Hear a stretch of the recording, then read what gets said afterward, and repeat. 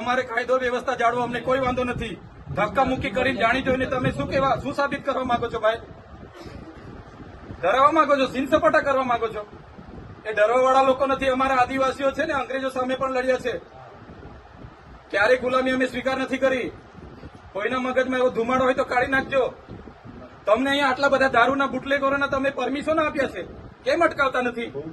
નામો આપું? ગાડીઓ, ભૂરીઓ, લાલીઓ, ભોલીઓ આપું કે નામો? બંધ કરી દેજો. 10 પેટીના 5 લાખ, 20 પેટીના 10 લાખ. હપ્તા તમારા કોણ કોણ લે છે બધી યાદી છે ભાઈ. સમજ પડે છે ને?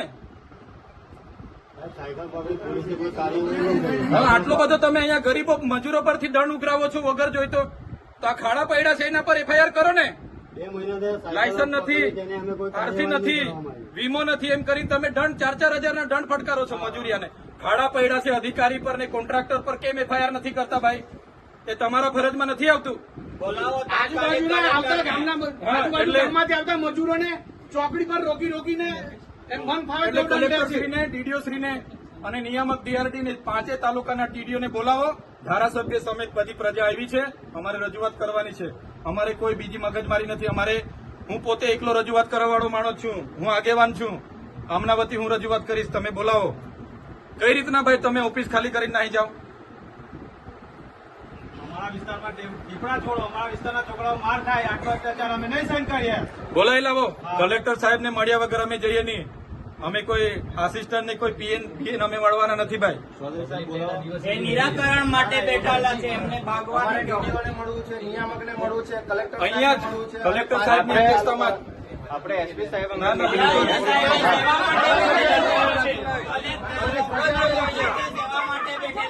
આખા જિલ્લાની પ્રજા આવેલી છે. તમે જવાબ કલેક્ટર શ્રીનું હેડક્વાર્ટર નર્મદા છે, રાજપીપળા. એમણે આ રાજપીપળા છોડાય નહીં. હમણાં ડિઝાસ્ટર મેનેજમેન્ટની આટલી બધી આપત્તિ ચાલે છે. કોન્ફરન્સ હોલમાં બેઠા છે, અહીંથી હમણાં નીકળીને ગયા.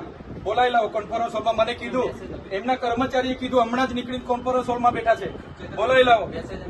ના અહીંયા અમારી બૂમ બરોડા થયા એટલે કલેક્ટર સાહેબ અહીંથી નીકળીને ક્યાં બેઠા છે? બોલાવી લાવો પેલી ચેમ્બરમાં. હા, તમે એવું કેમ કેવ છો નથી એમ?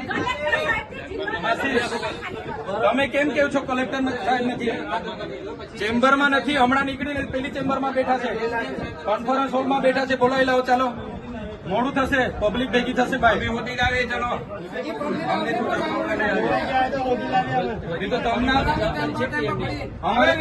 રેલો આવશે, રેલો અમારે મળવું હોય તો અમે જઈને મળી આવે. ચાલો, બધા આપણે જઈને મળી આવે. ચાલો, હા, પૂછી લો ત્યાં જઈને મળી કલેક્ટર સાહેબ ને ત્યાં જઈને મળીએ.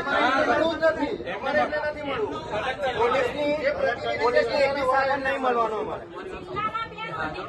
ના કલેક્ટર શ્રી પેલા એમાં છે, એમના કર્મચારીએ કીધું.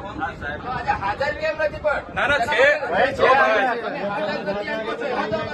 છે ભાઈ, પેલી ચેમ્બરમાં હમણાં નીકળીને ગયા, કીધું ને. આવું થોડું ચાલે છે ને. ઓર્ડર એમના પર છે તો भाजप हमसे डरती है, पुलिस को आगे करती है। भाजप हमसे डरती है, पुलिस को आगे करती है। भाजप तेरी तानाशाही नहीं चलेगी, नहीं चलेगी। भाजप तेरी तानाशाही नहीं चलेगी, नहीं चलेगी। भाजप तेरी तानाशाही नहीं चलेगी, नहीं चलेगी। हम हमारा हक मांगते नहीं, किसी से भीख मांगते। हम हमारा हक मांगते नहीं, किसी से भीख मांगते। गांधी लड़े थे गोरों से, हम लड़ेंगे जोरों से। गांधी लड़े थे गोरों से, हम लड़ेंगे जोरों से।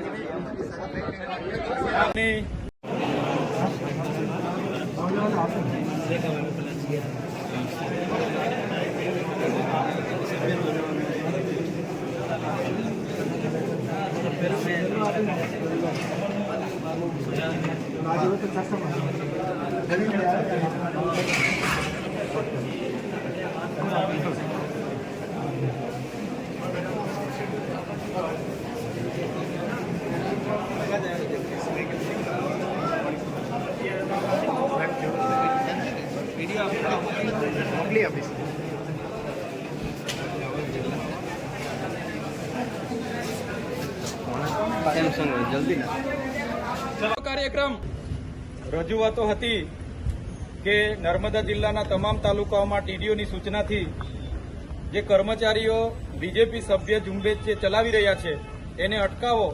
તો એ રજૂઆતને ધ્યાને રાખીને તમે અમને કીધું કે તમે જાતે આવો, તો તમારી સાથે આજે અમે આવ્યા અને તમારી રજૂઆતને લઈને કલેક્ટર સાહેબ, ડીડીઓ સાહેબ, એસપી સાહેબ અને ડીઆરડીના નિયામક શ્રી અને 5 તાલુકાના ટીડીઓ શ્રીની ઉપસ્થિતિમાં અમે ચર્ચાઓ કરી. અમે 6 આગેવાન અંદર જઈને ત્યારે એમને આપણે બધા પુરાવા પણ રજૂ કર્યા.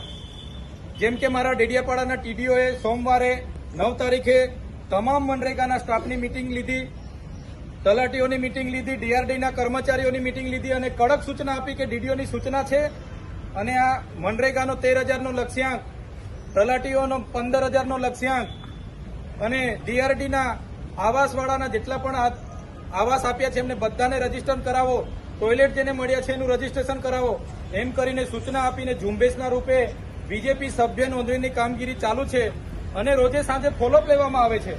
ત્યારે એના વિરોધમાં આપણે બધા આજે ભેગા થયા. આપણે શાંતિપૂર્વક જ રજૂઆત કરવા માટે અહીંયા આવતા હતા. હું પણ તમારા લોકો ચૂંટાયેલો પ્રતિનિધિ છું. મારા અધિકારો, સંવિધાને આપેલા અધિકારો હું પોતે સારી રીતે જાણું છું. આપણે બધા વેલ ગ્રેજ્યુએટ લોકો છે, છતાં એ પોલીસ દ્વારા ગેટ બંધ કરી દેવામાં આવે છે, દરવાજા બંધ કરી દેવામાં આવે છે, કલેક્ટર સાહેબ નથી એવી ખોટો ભ્રમ ફેલાવવામાં આવે છે.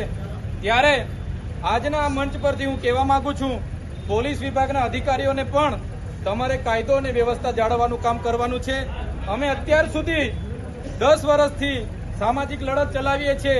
કેવડિયા હોય, નર્મદા હોય કે તમામ પ્રકારની લડાઈઓ, ગાંધીનગરમાં પણ અમે હક અધિકારની લડાઈઓ માટેના ધરણા પ્રદર્શન કર્યા છે.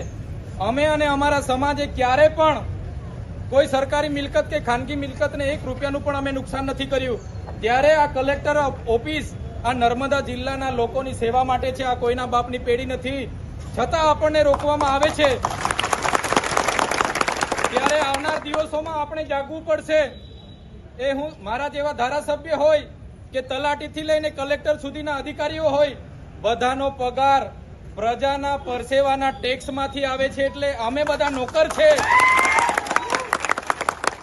અમે બધા પ્રજાના નોકર છે. હું પણ એમાં આવી જાઉં, મને પણ પ્રજાના પૈસાનો પગાર મળે છે અને કલેક્ટરથી લઈને તલાટી સુધીના જેટલા પણ કર્મચારીઓ છે બધા પ્રજાના નોકર છે.